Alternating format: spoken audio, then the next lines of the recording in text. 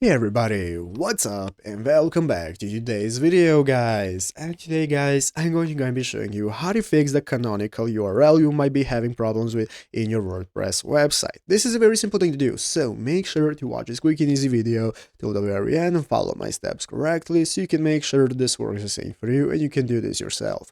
But yeah guys, let's get straight into it. So the first thing you want to do is to go ahead and open up the official WordPress website right here if you haven't already at wordpress.com, and after opening it up, you'll be greeted by this main page right here, where in the upper right corner you can get started with logging into your account if you haven't already, and after logging in successfully, you'll be greeted by the home page where in the left side screen we can find all the settings options we have for our site, such as home, statistics, upgrades, and so on. So let's go ahead and take a look at how we can get started with fixing the canonical URL. Basically, as you can see right here guys, we have a thread that is showing us how to change the canonical URL in Yoast SEO for WordPress. So what you want to do guys is open up Yoast SEO if it's what you're having problem with.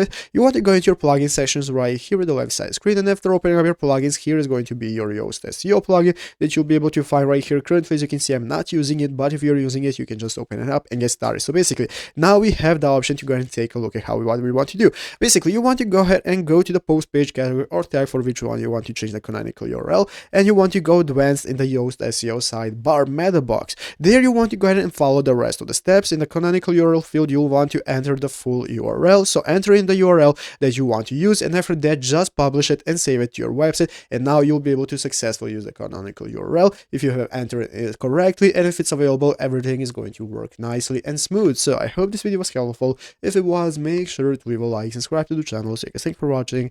Take care and bye.